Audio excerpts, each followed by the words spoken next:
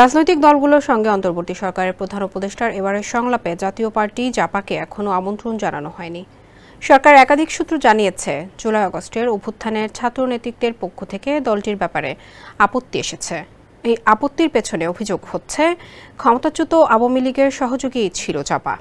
এমন প্রেক্ষাপটে সংলাপে জাপার ডাক পাওয়ার বিষয়টি অনিশ্চিত হয়ে পড়েছে। সরকারি সূত্রগুলো বলছে, জাপাকে সংলাপে ডাকা হবে কিনা সে ব্যাপারে অন্তর্বর্তী সরকার এখনও চূড়ান্ত সিদ্ধান্ত নেয়নি।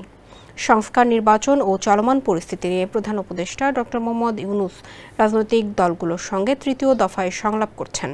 গত শনিবার প্রথম দিনের সংলাপে অংশ নেয় বিএনপি, জামায়াতে ইসলামী, গণ অধিকার পরিষদ সহ 5টি দল এবং গণতন্ত্র মঞ্চ সহ 3টি জোট। সর্বোচ্চ বিদ্যুৎ সাশ্রয় যমুনা এসি, মাত্র 24 টাকায় এসি চলবে সারাদিন। যমুনা এসি। অন্তর্বর্তী সরকারের একজন উপদেষ্টা জানান, দুর্গাপূজার পর 19 অক্টোবর বাকি দলগুলোর সঙ্গে সংলাপ হবে।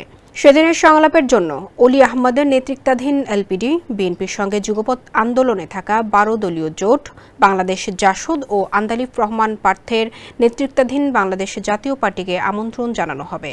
ছোট আরও 2-1টি দল আমন্ত্রণ পেতে পারে, তবে ক্ষমতাচ্যুত আওয়ামী লীগ ও 14 দলীয় জোটকে সংলাপে ডাকা হবে না। এমনকি আওয়ামী লীগের মিত্র বা দোসর হিসেবে পরিচিত কোনো দলের সঙ্গে অন্তর্বর্তী সরকার আলোচনায় বসবে না। এটি সরকারের নীতিগত অবস্থান বলে সূত্রগুলো বলছে।